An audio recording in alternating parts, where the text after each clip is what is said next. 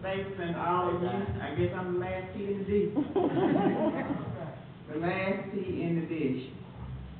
My topic is Jesus bring Lazarus back to life. And the scripture, John 11, 1 through 44. And I'm not going to read all of that. I'm going to read 41 through 44. Then they took away the stone from the place where the dead had laid. And Jesus lifted up his eyes and said, Father, I thank thee that thou hearest me.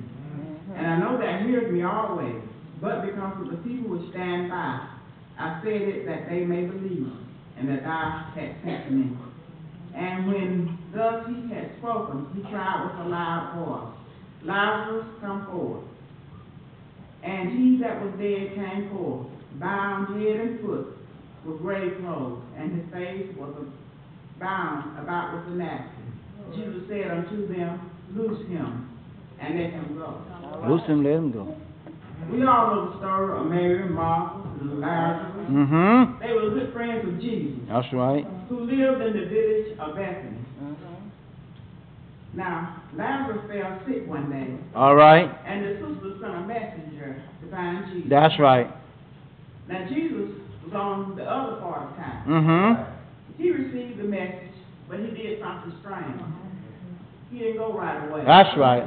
He waited 2 days. And on the third day, he started off to Judah. The disciples were worried because they knew that the Judeans hated him and how they was planning to kill him. All right. However, Jesus said unto them, Our friend Lazarus is sleeping, and I want to go to Judah to wake him. The disciples did not know what he meant, but Lord, if he's asleep, that's good news. All right. It meant that he was getting to get better. But Jesus said and put it plainly, Lazarus is dead.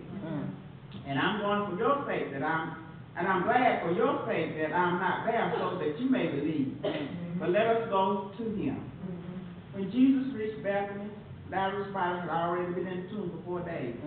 And there were many people with Mary and Martha comforting them. When Martha heard that Jesus was near, she went out to meet him.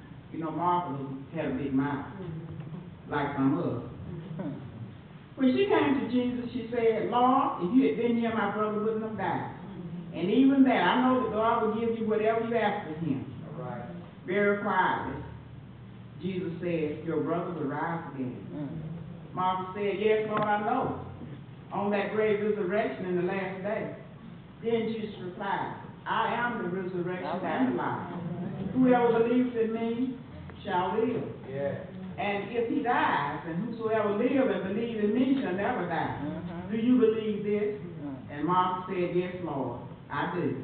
Believe that thou art Christ, the Son of God, who was promised by the Father. When she said this, she went away to call her sister Mary to come and speak to the Lord. When she whispered the news of Jesus coming to Mary, her sister stood up and quickly slipped out the house. When the rest of the people saw this, they followed her, because they thought she was going to the tomb to weep there.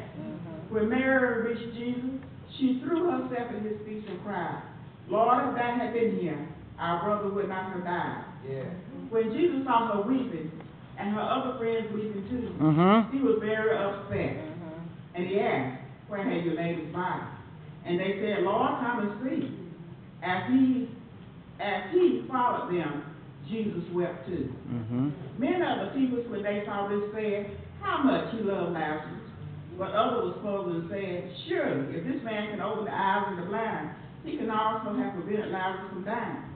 By now, Jesus was at the tomb, which was carved out of a rock, and a great stone was lying against the mouth of it. All right. He said to the man standing by, take away the stone. But Martha was terribly upset about this. Lazarus has been there for 4 days already, and he's already... All right. But Jesus said to her, did I not tell you that if you believe, you will see the glory of God? So they took away the stone. And when Jesus was about to pray, he said, Father, I thank thee that thou hearest me. And he said, I know that thou hearest me, but I have prayed this for the sake of the people standing around about, that they may learn to believe that thou really hast sent me. Then he cried out, Lazarus, come forth. And as he spoke, out of the tomb came Lazarus, bound head and foot, his bandages and his face wrapped on a cloth. Jesus told the men standing by to unwrap him and to let let him go. Many of the people standing by were amazed at Jesus' miraculous powers and believed in him. But others went to the Pharisees and told them all. These men decided at once to call a special council together, and they discussed what they would do to stop Jesus' progress. Just as some of them even said, this man is doing some many wondrous deeds. If we let him go on like this, all the people will be following him. All right. That would even be a disturbance there. Then the Roman would take away the few rights we have left. But the high priest knew what they should do, and this was what he said. It is better that one man should die rather than the whole nation should be wiped out. We must see to it that this man is put away. He did not realize that, but in his anger against Christ, he was actually telling the great truth. Jesus did come to die, so that many people, not only from amongst the Jews, but in all the world, should not have to die eternally. From that time on, the Jewish leader was determined to put Jesus to death. And from then on, until the last week of Jesus' life, he taught only in a small village, out of the way in the wilderness, in the village of Israel. And in our Sunday school lesson this morning, it said that Ezra's name meant God was here. And if we call on him with a true heart, he will help. Amen.